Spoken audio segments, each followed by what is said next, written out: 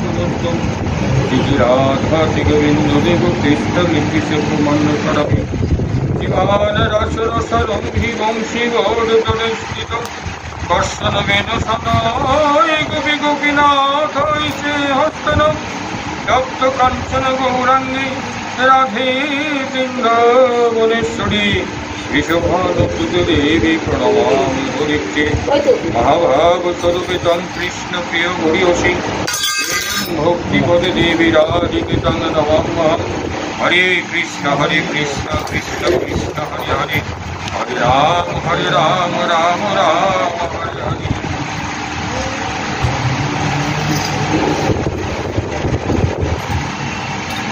জিজ্ঞাসা করছি যে প্রভু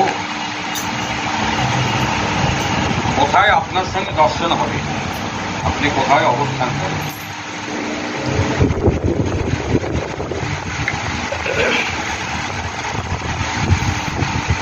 এই প্রশ্নের পরিপ্রেক্ষিতে ভগবান গোবিন্দ বলছিল যে দেখো, যেখানে আমার নাম গুণগান হয় সেখানে এক অবস্থান করি, আর এক ভক্তের হৃদয় অবস্থান। তো আজকে এই গৃহে একটা শুভ সময়, যে সময় ভগবানের গুণকীর্তন করার একটা সুযোগ পাওয়া যায়। এছাড়াও আজকে মানব নামে যে জীব, এই জীব প্রতিনিয়ত তিনটা জিনিস সন্ধান করার চেষ্টা করছে।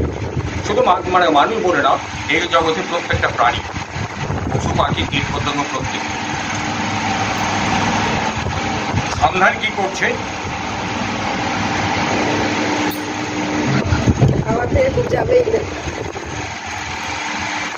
সন্ধান করছে সুখ, শান্তি আর আনন্দ পাওয়ার লালসায়।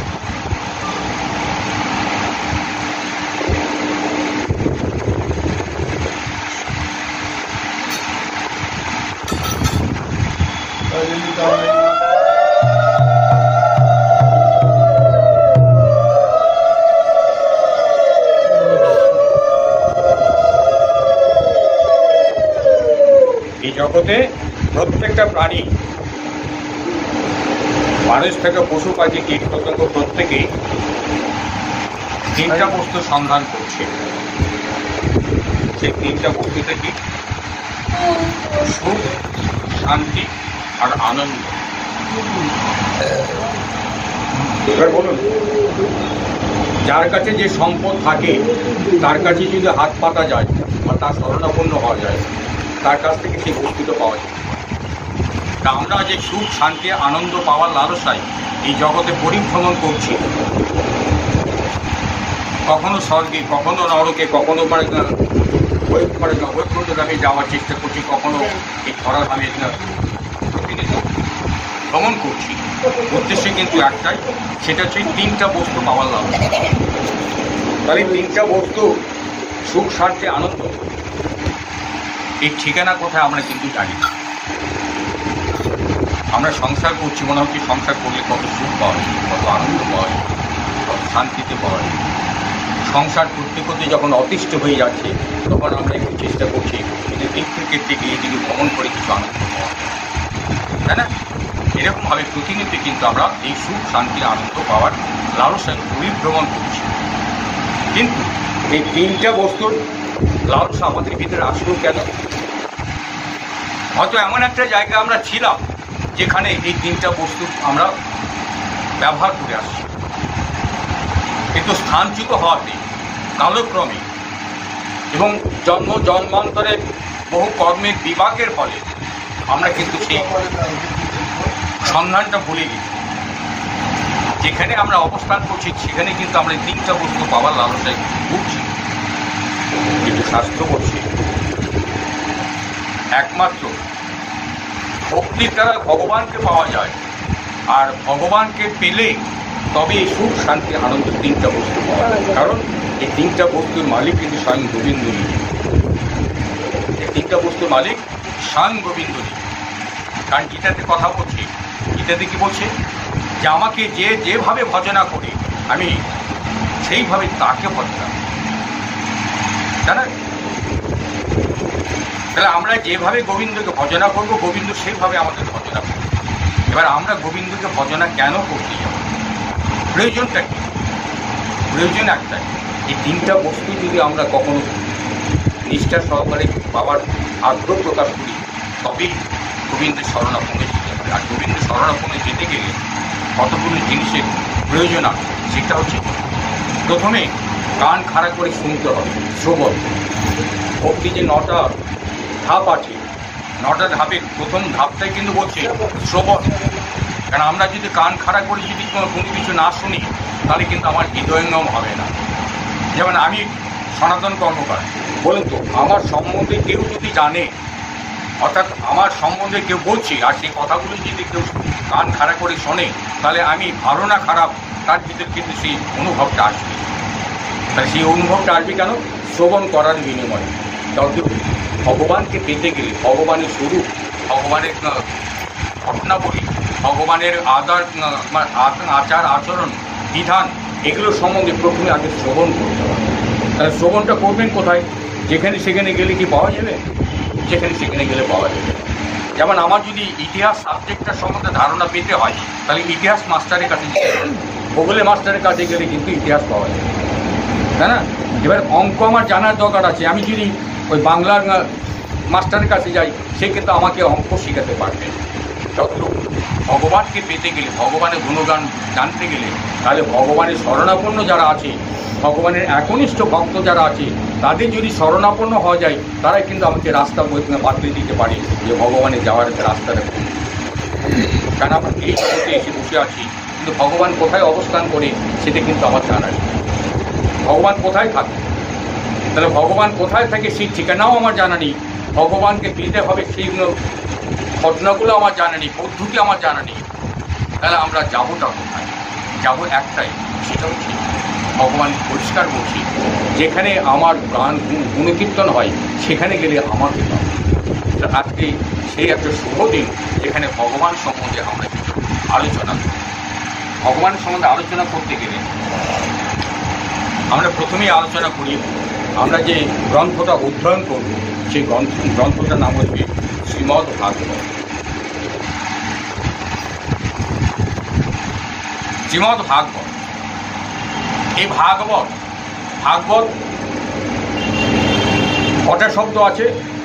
ভাগবত, 4টা শব্দ। 4টা শব্দর সংমিশ্রণে, না 4টা অক্ষরের সংমিশ্রণে একটা শব্দ উচ্চারণ হচ্ছে ভাগবত।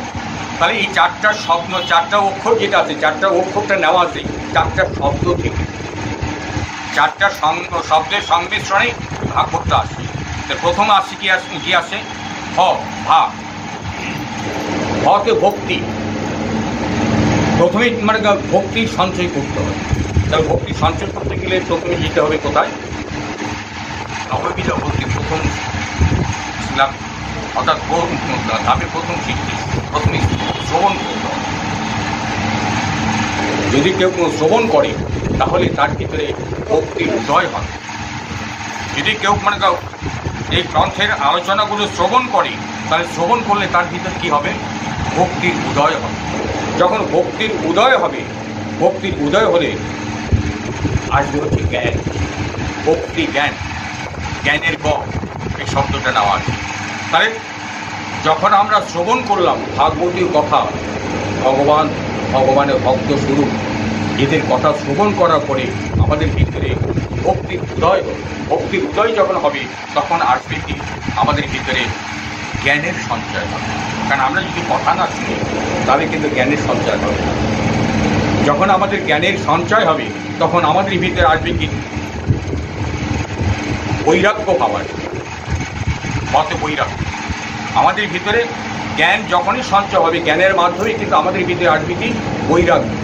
যখন আমাদের ভিতরে বৈরাগ্য আসবে, বৈরাগ্য আসলেই তখন কিন্তু কোনটা ভালো কোনটা মন্দ বিচার আসবে। যেই বিচারটা আসবে, সেই বিচার করার পরে আমরা তখন কি করব? যেটা গ্রহণীয় নয় সেই বস্তুটা আমরা ত্যাগ করব, যেটা গ্রহণীয় বস্তু সেটা আমরা গ্রহণ করব। তার মানে যখনই বৈরাগ্য ভাব আসলো, তখনই কিন্তু আমাদের ভিতরে ত্যাগের ভাব আসলো। অর্থাৎ যেটা আমাদের গ্রহণীয় নয়, সেটা আস্তে আস্তে ত্যাগ করব। এইভাবে আস্তে আস্তে আমাদের চরিত্রটাকে গঠন করতে হবে। চরিত্র তো যখন সুস্থ অবস্থা তৈরি করবো তখনই কিন্তু আমাদের ভগবত প্রাপ্তি পাওয়ার একটা সম্ভাবনা যায়। তাহলে সেই ভক্তিটা কীভাবে ভাগবতের প্রথমেই বন্দনা করছে, কি বলছে, যিনি জগতের উৎপত্তি স্থিতি লয়ের হেতু এবং আধ্যাত্মিক আদি ভৌতিক এবং আদি দৈবিক এই ত্রিতাপ বিনাশক সেই সচ্চিদানন্দ স্বরূপ ভগবান শ্রীকৃষ্ণকে আমরা প্রণাম করি। তাহলে ভগবান শ্রীকৃষ্ণকে আমরা প্রণাম করব। কেন প্রণাম করব? এই জগতের সৃষ্টি স্থিতি এবং প্রলয় করার যে মালিক। এছাড়াও আধ্যাত্মিক আদি দৈবিক আদি ভৌতিক এই তিনটা যন্ত্রণায় কিন্তু আমরা ভুগছি। এই পৃথিবীতে এমন একটা কোনো ব্যক্তি নেই যে তিনটা যন্ত্রণার মধ্যে নেই।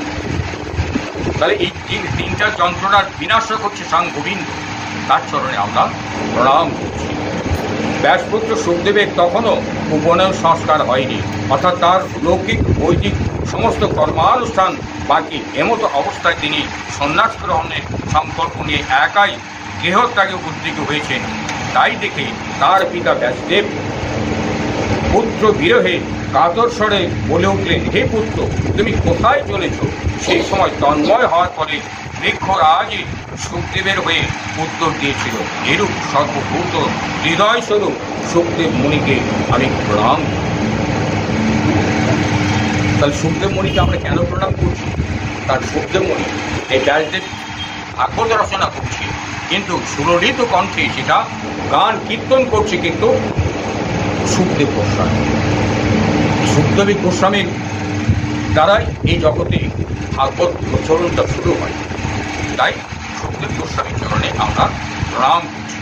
একদা ভাগবতামৃত রসাস্বাদন সুকোশল মণিব সৌনক নৈমিষারণ্য ক্ষেত্রে বিরাজমান মহামতি সুধুকে নমস্কার করে জিজ্ঞাসা করলেন।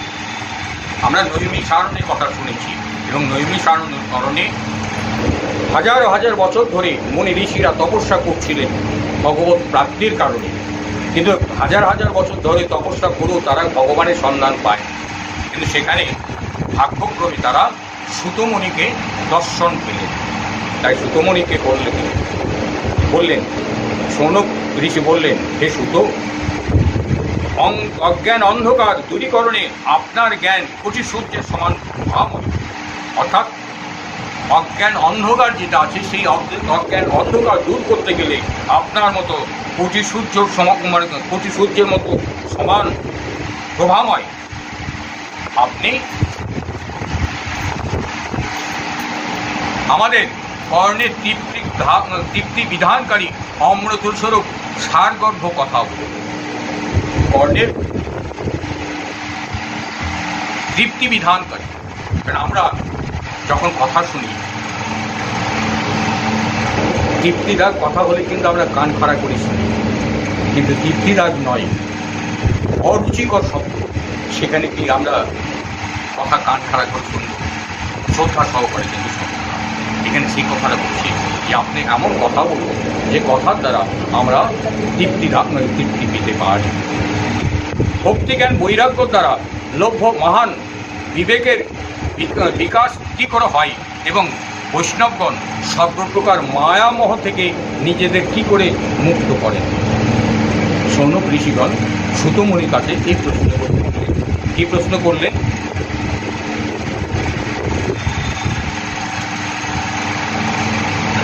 এই ঘোর কলিকালে জীব প্রায়শই আসুরি স্বভাব পেয়েছে, নানাবিধ ক্লেশে ক্লিষ্ট এবং জীবকে পরিশুদ্ধ করার সর্বশ্রেষ্ঠ উপায়। কারণ কলিযুগে জীব সর্বতভাবে যন্ত্রণা পাচ্ছে, এমন একটা ব্যক্তি নেই যে যন্ত্রণা ক্লিষ্ট নয়। তাহলে সেখান থেকে মুক্তি পেতে গেলে কি করণীয় আছে?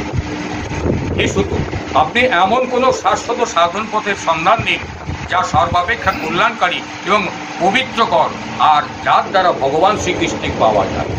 শুধু ভগবানকে পাওয়া বলে না, এমন কৌশল আমাদের বলুন যেখানে শাশ্বত সত্য সন্ধানে পাওয়া যায় এবং সর্বাপেক্ষা কল্যাণকারী এবং পবিত্রকর, যার দ্বারা শুধু ভগবানকে পাওয়া যেতে পারে। চিন্তামণি কেবলমাত্র লৌকিক সুখী দিতে পারে, আর কল্পবৃক্ষ বড়জোর স্বর্গীয় সম্পদাদি দিতে পারে। কিন্তু গুরুদেব প্রসন্ন হলে ভগবানের যোগী দুর্লভ নিত্য বৈকুণ্ঠ ধাম দিতে পারে। কি বলছে? চিন্তামণি বলে একটা মণি এই জগতে আছে, যেটা হয়তো আমরা চোখে দেখি, কয়জন চোখে দেখি একটা চিন্তামণি, তার কাছ থেকে সে মণিকে স্পর্শ করে যদি মনে মনে যা চিন্তা করা যাবে সেই মণি সেই প্রসন্ন, অর্থাৎ সেই বন্ধুরা আমাদের আর কি কল্পবৃক্ষ, যে বৃক্ষের নিচে দাঁড়িয়ে যা কল্পনা করা যাবে সেই বস্তুগুলো পাওয়া যায়। সেই কল্পবৃক্ষ কোথায়? স্বর্গে আসে। তাহলে কি বলছি, চিন্তামণি এই জগতের লৌকিক সুখ দিতে পারে, সম্পদ সংগ্রহ করে দিতে পারে চিন্তামণি, আর কি কল্পবৃক্ষ স্বর্গের সুখ দিতে পারে। কিন্তু গুরুদেব প্রসন্ন হলে ভগবানের যোগী দুর্লভ নিত্য বৈকুণ্ঠ ধাম দিতে পারে। কখনো যদি শিষ্য প্রসন্ন হয় তাহলে যোগী যারা যোগীরা ধ্যান করেও বৈকুণ্ঠ ধাম খুঁজে পায় না, সেই বৈকুণ্ঠ ধামে কিন্তু তার প্রকৃত গুরুদেব তার শিষ্যকে বৈকুণ্ঠ ধামে পর্যন্ত পৌঁছে দিতে পারে। শুধু বললেন, হে সৌনক, তোমার হৃদয়ে ভগবত প্রেম রয়েছে, তাই আমি বিচার করে তোমাকে সমস্ত সিদ্ধান্তের সার কথা শোনাচ্ছি, যা জন্ম মৃত্যুর ভয় দূর করে। তাহলে এমন একটা কথা শ্রবণ আমাদের করতে হবে, কারণ প্রতিনিয়ত আমরা জন্ম মৃত্যু চক্রে ঘুরছি। প্রারব্ধ কর্ম অর্থাৎ পূর্বজন্মে যে কর্মগুলো করছিলাম সেই কর্ম ভোগ করার জন্য আমরা জন্মগ্রহণ করছি, কখনো মানুষ, কখনো পশু, কখনো কীট, কখনো মানে বিভিন্নভাবে। তাহলে জন্ম হচ্ছে কেন? আমাদের প্রারব্ধ কর্ম ভোগ করার জন্য। আর মৃত্যুটা কখন হবে? প্রারব্ধ কর্ম যেদিন শেষ হয়ে যাবে সেদিন আমাদের মৃত্যু অবশ্যই হবে। তাহলে মৃত্যু হওয়ার পরে আবার পুনরায় জন্ম হবে কেন? পুনরায় তো জন্ম হবে কথাটা বলছে, জন্ম হবে কেন? আমরা জন্ম পেয়ে যে কর্মগুলো করছি সেই কর্মের ফল ভোগ করার জন্য পুনরায় আমাদের জন্মগ্রহণ করতে হবে। তাহলে আমরা এই জগৎ কী করছি? কখনো জন্মগ্রহণ করছি, কখনো মরে যাচ্ছি, কখনো জন্মগ্রহণ করছি, মরে যাচ্ছি, কখনো মানুষ করে, কখনো পশু করে, কখনো বৃক্ষ করে। আমরা যে যে কর্ম করছি সেই কর্ম অনুযায়ী পরবর্তী জন্মে কিন্তু আমরা সেই সব জায়গাতে একটু গিয়ে পাচ্ছি। তা বলছি, এই জন্ম মৃত্যুর ভয় থেকে দূর করে এমন কথাগুলো বলছি। আমি তোমাকে